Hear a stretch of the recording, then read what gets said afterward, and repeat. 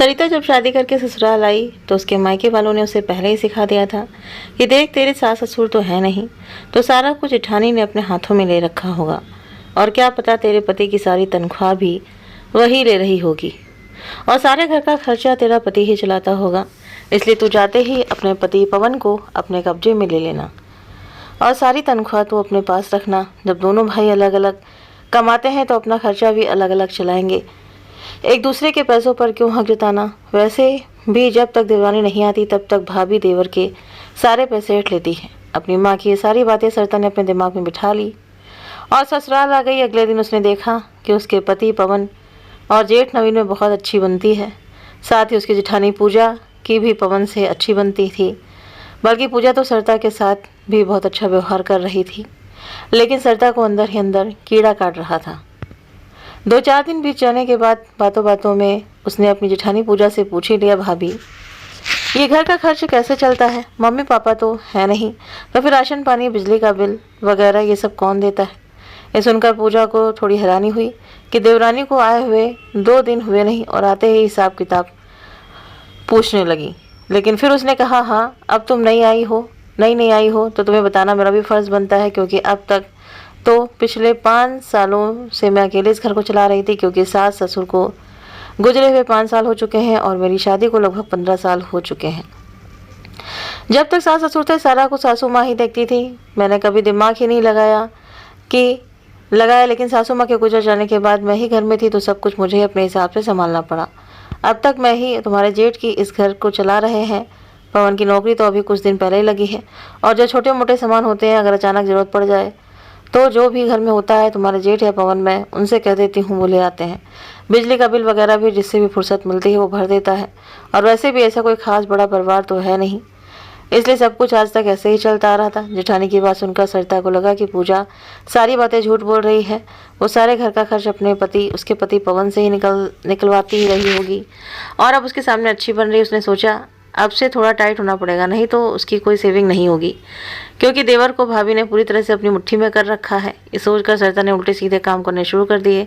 अगले दिन पूजा ने अपने देवर पवन से कहा, देवर जी घर में बेसन नहीं और आपको पकौड़े खाने हैं तो जाकर जल्दी से बेसन ले आइए, और हाँ तेल भी लेते आइएगा, वो भी ख़त्म होने वाला है। पवन तो तुरंत बाजार जाकर बेसन और तेल लेकर आ गया, लेकिन सरिता को लगा कि बेसन और तेल मेरा पति लाया है और पकौड़े सब खाएंगे, इस बात का उसे बुरा लगा। पर उस वक्त वो कुछ नहीं बोली। लेकिन जब शाम को पवन ऑफिस से लौटते वक्त जलेबी लेकर आया तो सरिता ने फिर से वही सोचा कि हम तो सिर्फ 2 लोग हैं और भाभी लोग 4 हैं, क्योंकि उनके 2 बच्चे भी हैं। इन सब का खर्चा मेरा पति अकेले उठाए। ये सोचकर सरिता ने आधी जलेबियाँ निकाल कर अपने कमरे में रख ली और बाकी की जलेबी किचन में रख दी। उसकी जेठानी पूजा जब किचन में गई तो जलेबी देखकर उसे लगा कि देवर जी इतनी कम जलेबी तो कभी नहीं लाते, पर हो सकता है कम मिली हो। ये सोचकर पूजा ने 2-2 जलेबी बच्चों को दे दी और बाकी भी बांट दी। 2 जलेबी देखकर बच्चे भी चिढ़कर बोले, मम्मी चाचू इतनी कम जलेबी क्यों लेकर आए हैं? तो उसकी चाची सरिता ने मजाक में बोल दिया, तो फिर आप अपने पापा से फ़ोन कर दो और बोल दो कि जलेबियाँ लेकर आ जाएं। ज़रूरी है क्या कि चाचू ही जलेबी लेकर आए और तभी आप खाओ? देवरानी की ये बात सुनकर पूजा को बहुत बुरा लगा और उसने अपने दोनों बच्चों को डांटते हुए कहा कि जितनी जलेबी है उसे चुपचाप खाओ, हो सकता है कि ज़्यादा मिली ना हो। इस तरह से ये बात पूजा ने वही ख़त्म कर दी और सरिता ने बाद में मौका पाकर अपने कमरे में छुपाई हुई जलेबियाँ चुपचाप खा ली। सरिता अब हिसाब लगाने लगी कि अब तक पूजा भाभी ने उसके पति के कितने पैसे मार लिए होंगे और मोटी रकम जमा कर ली होगी। महीने के अंत में जैसे ही बिजली का बिल आया तो सरिता ने तुरंत ही अपने जेठ नवीन को बिल थमाते हुए कहा, भाई साहब ये बिजली का बिल आया हुआ है, आप इसे भर दीजिए। ये सब देखकर पूजा को बहुत हैरानी हुई कि इतनी जल्दी भी क्या थी। अब उसे समझ में आ रहा था कि सरिता को लगता है कि सारा कुछ उसका पति पवन ही खर्च करता है, जबकि ऐसा कुछ भी नहीं था। सरिता को कुछ नहीं पता था कि कौन क्या खर्च कर रहा है। अभी उसकी शादी को 1 महीना ही हुआ था, इसीलिए पूजा कुछ बोलना नहीं चाहती थी कि अगर वो कुछ कहेगी तो लोग सोचेंगे कि देखो इतने दिनों से एक साथ चलता आ रहा था और देवरानी के आते जेठानी अलग हो गई। इसलिए पूजा चुप हो जाती थी। सरिता को लगता था कि उसका पति अपने भाई नवीन से बहुत ज़्यादा कमाता है और जेठ जी की कोई खास आमदनी नहीं है, इसलिए भाभी अपना सारा खर्च पवन से निकलवाती हैं। जैसे कि करवा चौथ के त्यौहार पर पवन सरिता के लिए एक महंगा मंगलसूत्र लेकर आया था और उसका जेठ पूजा के लिए बस एक साड़ी लेकर आए थे, जिसे देखकर सरिता इतरा रही थी कि देखो मेरी किस्मत, मेरा पति मुझे सोने का मंगलसूत्र पहना रहा है और जेठानी को बस जेठ जी ने एक साड़ी लाकर खुश कर दिया। ऐसे ही एक बार सरिता अपने जन्मदिन पर पवन को साथ लेकर बाहर खाना खाने गई तो उसे लगा कि जेठ जी तो भाभी को कभी बाहर नहीं लेकर जाते, जबकि पूजा को भी ये सब कुछ ज़्यादा पसंद नहीं था। इसीलिए सच में उनका बाहर जाना आना बहुत कम होता था और वैसे भी उनकी शादी को 15 साल हो चुके थे। ये सब चोचले शुरू में अच्छे लगते हैं, बाद में समय के साथ साथ सब खत्म होने लगता है। पर सरिता को ये पता नहीं था कि पूजा भी अपनी शादी के कुछ सालों इसी तरह जीवन जीती थी, पर समय के साथ परिवर्तन आना जरूरी भी था। इसीलिए वो दोनों पति पत्नी ही बहुत ही साधारण जीवन जीते थे और ज़्यादा दिखावा नहीं करते थे। एक साल ऐसे ही बीत गया। अपनी शादी की सालगिरह पर पवन एक जैसे 2 साड़ियाँ लेकर आया, एक अपनी भाभी के लिए और एक पत्नी के लिए। तो सरिता ने उनमें से एक साड़ी अपनी जिठानी पूजा को देते हुए कहा, लो भाभी आप भी महंगी साड़ी पहन लो अपने देवर की तरफ से, क्योंकि भाई साहब तो आपको कुछ देने वाले नहीं, उनकी हैसियत तो है नहीं आपको महंगे तोहफे देने की। पर कोई बात नहीं, आपके देवर की हैसियत तो देखिए, जैसी साड़ी अपनी पत्नी के लिए लाए हैं वैसी साड़ी भाभी के लिए भी लाए हैं। वैसे भी इतनी महंगी साड़ी भैया आपको कहाँ दिलवाने वाले थे, उनका बजट नहीं है ना इतना उनके पति के लिए, अपने पति के लिए। सरिता के मुंह से इतनी छोटी बातें सुनकर पूजा का खून खौल उठा। पवन भी हैरान हो गया कि सरिता भाभी कैसी बातें कर रही हैं। उधर सरिता के जेठ नवीन ने भी उसकी सारी बातें सुन ली थी और उसे भी बहुत गुस्सा आ रहा था। वो कुछ बोलता उससे पहले पवन ने गुस्से में सरिता से कहा, तुम्हारी हिम्मत कैसे हुई भाभी से ऐसी बातें करने की, और भैया के बारे में इतनी गलत बात बोलने की समझ क्या रखा है तुमने खुद को। तभी सरिता ने भी जोश में कहा, हाँ हाँ तुम भाभी की साइड तो लोगे ही, अपने पल्लू से जो बांध रखा है भाभी ने तुम्हें। वैसे भी इतने सालों से पूरे घर का खर्चा तो तुम ही चला रहे हो, भाभी का सारा परिवार तो तुम ही पाल रहे हो, तो तुम्हारे भाई भाभी तुम्हें इतनी आसानी से तो छोड़ने वाले नहीं हैं, क्योंकि खुद की तो कोई कमाई है नहीं और भाई की कमाई पर ऐश कर रहे हैं। लेकिन कान खोलकर सुन लो, बहुत कर ली इन सब की चाकरी, अब मैं ये सब नहीं होने दूंगी, क्योंकि तुम्हारी पत्नी हूँ मैं। कल को हमारे बच्चे होंगे, हमारी भी ज़रूरतें बढ़ेंगी और तुम अपना सब कुछ अपने भाई भाभी और उनके बच्चों पर लौटाते रहोगे तो फिर मेरे पास क्या बचेगा। इसलिए मैं बता देती हूँ कि हम अब इस घर में नहीं रहेंगे। आप तुरंत कोई नया घर लेने का इंतज़ाम करो, इतना पैसा तो आप कमा ही लेते हो कि एक घर ले सकते हो, भले ही तुम्हारे भाई ना कमाते हो। इसलिए ये घर हम उन्हें दान में दे देंगे, क्योंकि उनकी औकात तो है नहीं कि वो नया घर खरीद सकें। इसलिए माँ बाप का ये घर रख लें, हमें नहीं चाहिए। लेकिन हाँ, अब मैं उनके साथ रहकर अपना नुकसान नहीं करवाना चाहती। सर अपनी ज़ुबान पर लगाम दो, नहीं तो ज़ुबान काट लूँगी। समझ क्या रखा है तुमने खुद को, जब से इस घर में आई हो अपना हुक्म चला रही हो। मैं तुम्हारी नौकरानी नहीं हूँ, तुम्हारी जेठानी लगती हूँ। और फिर किस गुमान में जी रही हो तुम कि तुम्हारा पति बहुत अच्छा कमाता है और मेरा पति कुछ नहीं कमाता। दिमाग है तुम्हारे पास क्या? दिखावा करने में सब कुछ होता है। तुम्हें क्या लगता है तुम्हारे जेठ दिखावा नहीं करते? करवा चौथ पर मुझे सिर्फ एक साड़ी ला दी तो तुम्हारे जेठ जी कमाते नहीं हैं। बहुत गलत फहमी में जी रही हो तुम, शायद तुम्हें पता नहीं। अपने पति से एक बार पूछ कर देखो कि मेरे पति और तुम्हारे पति की तनख्वाह में कितना फ़र्क है।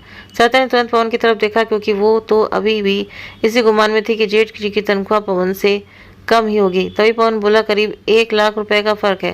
तो सरिता ने गर्व से अपनी जेठानी की तरफ देखते हुए कहा, देखा भाभी, जेठ जी की तनख्वाह मेरे पति की तनख्वाह से 1 लाख रुपए कम है। अब बताइए मैं कहाँ गलत हूँ? तभी पवन ने कहा, अरे पूरी बात तो सुन लो। भाभी ने पूछा था दोनों भाइयों की तनख्वाह में कितना फ़र्क है, तो मैंने 1 लाख का फ़र्क बताया, पर मैंने ये तो नहीं बोला था कि भैया की तनख्वाह में तनख्वाह से 1 लाख रुपये कम है। हमारी सैलरी में 1 लाख रुपए का फ़र्क है, लेकिन मेरी तनख्वाह भैया की तनख्वाह से करीब 1 लाख रुपए कम है। अब तो सरिता को जोर का झटका लगा। उसने कहा, तुम कैसी बातें कर रहे हो?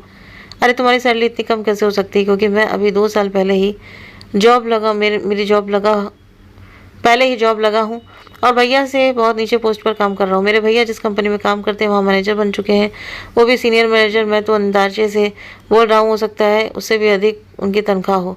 पवन नवीन की तरफ देखने लगा तो नवीन ने कुछ बोलना ज़रूरी नहीं समझा, क्योंकि उसे दिखावा करना बिल्कुल पसंद नहीं था। लेकिन तभी पूजा ने कहा, और तुम्हें क्या लगता है मेरे पति कोई बेरोजगार है या मुझे कभी कोई तोहफा नहीं दिया होगा या अब नहीं देता है? तो तुम कान खोलकर सुन लो, तोहफा देने के लिए कोई ख़ास दिन नहीं होता। मेरा जब दिल करता है मैं खरीद देती हूँ और तुम्हारा सच्चाई से सामना करवाती हूँ। पूजा ने अपनी अलमारी का लॉकर खोल दिया और एक एक करके अपने जेवर सरिता को दिखाने लगी और बोली, ये देखो, ये जितने जेवर है ना, इतने जेवर लेने में तुम्हें भी कम से कम 15 साल लगेंगे, तब तुम मेरी बराबरी कर पाओगी। और अब तक तुम्हारे घमंड का क्या होगा? जरा सोचो। पूजा के जेवर देखकर सरिता का दिमाग घूम गया।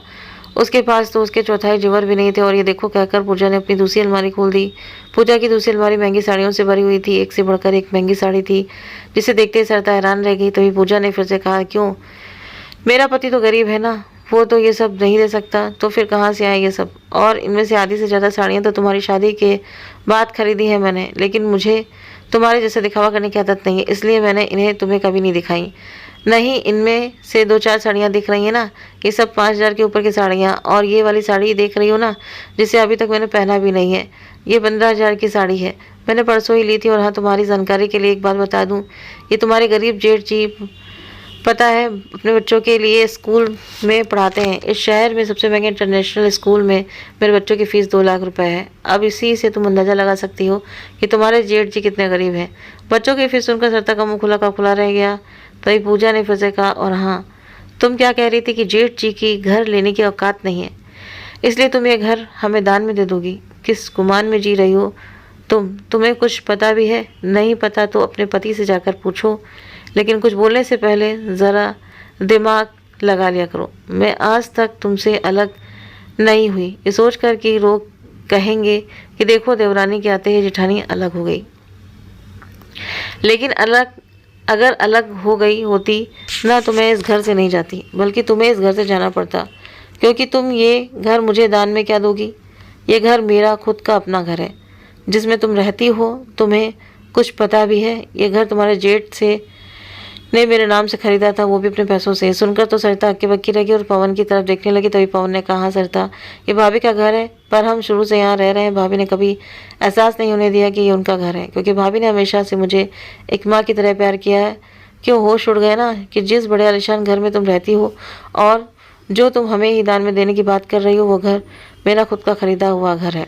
और मैंने तुम पर यह एहसान किया है कि घर में रख कर तो कल ही मेरे घर से निकल जाओ, क्योंकि अब मैं तुम्हें इस घर में बिल्कुल बर्दाश्त नहीं कर सकती। बहुत दिन से तुम्हारी मनमानी सह रही हूँ।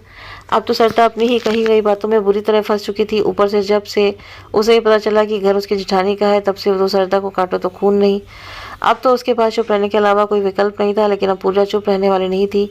काफ़ी दिनों से वो सरिता की बदतमीजी बर्दाश्त करती आ रही थी, और अब तो सरिता ने हद पार कर दी थी। उसके पति नवीन को भी उल्टी सीधी बातें सुना दी, जो कि पूजा किसी भी हाल में बर्दाश्त नहीं करने वाली थी। इसीलिए उसने पवन से कहा, देवर जी, मुझे आपसे कोई गिला शिकवा नहीं है, लेकिन पति पत्नी का रिश्ता ऐसा ही होता है कि एक दूसरे का साथ निभाना पड़ता है।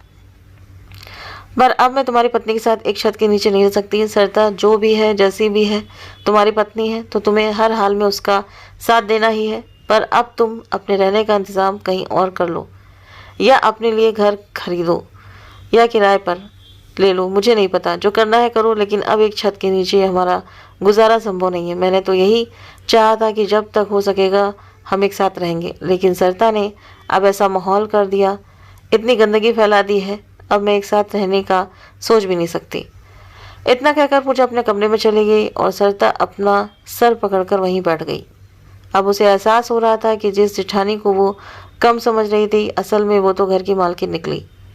अब उसके पास पछताने के सिवा कुछ नहीं बचा था। उसने नम आंखों से पवन की तरफ देखा तो पवन की आंखों से भी आंसू बह निकले। उसने भारी आवाज में कहा, सरिता, तुमने ये बिल्कुल भी ठीक नहीं किया, आते ही घर को तोड़ दिया। जिस भाभी को तुम हमेशा तुच्छ समझती रही, उसने मुझे इन 5 सालों में कभी एहसास नहीं होने दिया कि वो मेरी भाभी है, बल्कि हमेशा एक माँ की तरह प्यार दिया। बोलकर पवन कुछ पल के लिए रुका, फिर कड़वाहट से बोला, लेकिन खैर, एक हाथ से ताली कहाँ बजती है? भाभी भी तुम्हारे ताने कब तक सहेंगी? इसलिए अब हमारा इस घर से जाना ही सही होगा। ये सुनकर सरिता की आंखों से झरझर आंसू बहने लगे। वो पवन का हाथ पकड़कर बोली, प्लीज़ पवन, मुझे माफ़ कर दो, मुझसे बहुत बड़ी गलती हो गई। आप कहेंगे तो मैं भाभी से माफ़ी मांग लूँगी, लेकिन प्लीज़ इस घर को छोड़कर कहीं मत जाओ। तभी पवन ने सिर हिलाते हुए कहा, नहीं सरिता, जिस रिश्ते में एक बार गांठ पड़ जाए तो उसे जोड़ना आसान नहीं होता।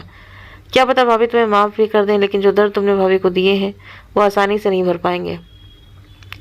इतना कहकर पवन भारी कदमों से कमरे से बाहर चला गया और सरिता वहीं बैठकर रोती रही। अब उसके पास पछताने के सिवा कुछ नहीं बचा था। तो दोस्तों, आपको ये कहानी कैसी लगी कमेंट करके ज़रूर बताएं। कहानी अच्छी लगी हो तो वीडियो को लाइक करें, शेयर करें और हमारे चैनल को सब्सक्राइब करना न भूलें।